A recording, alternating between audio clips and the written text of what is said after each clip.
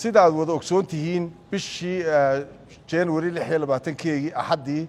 madaxweynaha jamhuuriyadda Soomaaliland mudane Cabdiraxmaan Maxamed Cabdilaahi iyo wafdi uu hogaaminayo ayaa u anbabaxay dalka Imaaraadka Carabta halkaas oo ay ka heleen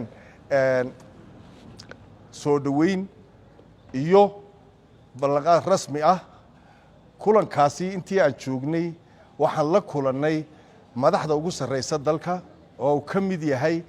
wasiir madaxweyne ku-xigeenka iyo ra'iisul wasaare ku-xigeenka dalka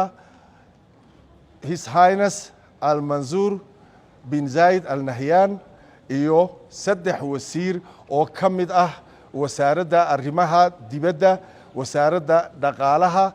iyo madax kale oo ah iyo wasaaradda shaqada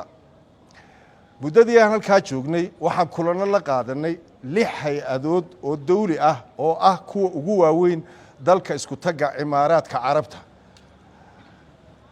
waxa kaloo aan la kulanay mas'uuliyiinta ugu sarreysa amniga dalka Imaaraadka Carabta muddadii wada hadalku noo socday waxa wafdiga uu hogaaminayo madaxweynaha jamhuuriyadda Soomaaliland iyo madaxda dalka Imaaraadka Carabta aan la kulanay aan ka wada hadalnay horumarinta dhaqaalaha iyo maalgashiga horumarka ka mid yihiin xoolaha beeraha iyo sidii dawladda Imaaraadka Carabtu ay u maalgashan lahayd khayraadka dabiiciga ee dalkeena oo ay ka mid tahay macdanta iyo shidaalku sida wada ogtihiin madaxweynaha safarkiisaasi wuxuu ahaa kii ugu horeeyay ee uu dalka dibadiisa ugu baxo kaasoo ku tagay dalka isku taga Imaaraadka Carabta Imaaraadka Carabta xiriir weyn ayaan la leenahay waa dalka qura ee in maal gashaday ee wadankeena maal gashaday aad ogtihiin DB World inay tahay mashruuca ugu weyn ee maalgashi ay ku leedahay dalkeena sababtaas weeyaan sababta madaxweynuhu oo safarkiisii ugu horeeyay ugu tagay dalka Imaaraadka Carabta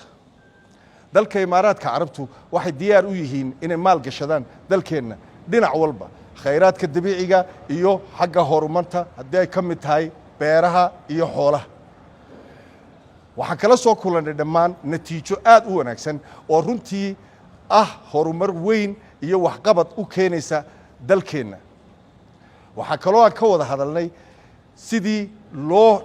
loo sameeyo mashruucyo lagu raadiyo shaqada iyo shaqaalaha ee loogu heli lahaa dhalinyarteena soo koraysa ee 70% loogu heli lahaa shaqooyin guud ahaanba safarkaasi wuxuu ku soo dhamaaday jawi aad u wanaagsan waxaana noo ballansan in xiriirka degdeg u sii socdo waxaana arki doontaa dhawaan wafdiyeys daba jooga oo ka iman doona dalka Imaaraadka Carabta oo iman doona dhulkeena waxaan idinku bishaareynayaa in wafdigaasi iyo wafdiga shaqo ee dalka Imaaraadka Carabtu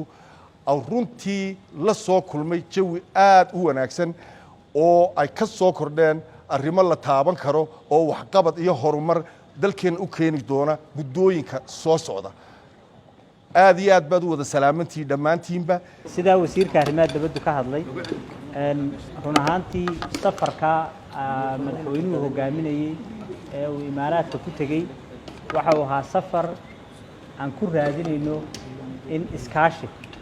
maana bariye tagin iskaashi sidii aynu heli lahayn wadankani waa wadan hodana wuxuu leeyahay resources fara badan oo dhaqaale leeyahay xoolo leeyahay waxaynu nahay wadamada dunida ugu xoolaha badan dhul fertile oo beeraha oo la beero buu leeyahay wuxuu leeyahay wadankani gas iyo saliid iyo maxaan ku dhahdaa wax fara badan oo u baahan in la maal gashado oo inagu maanta awoodii dhaqaale iyo farsamo aynan haynin waxaanu kala soo hadlaynay ugu badan dawladda Imaaraadka wuxuu ahaa sidii aan isaga kaashan lahayn waqtiga fog iyo ka dhowba in dawladda Imaaraadku ay qayb ka noqoto sidii ay u maal gashan lahayd sektarada kala duwan ee dhaqaale ee dihin ee dalkeenu leeyahay waxaana farxad noo ah inay run ahaantii aad iyo aad u soo dhaweeyeen caadi ahaan marka la doonayo in maalgashi la sameeyo dariiq buu maraa ku soo booda maaha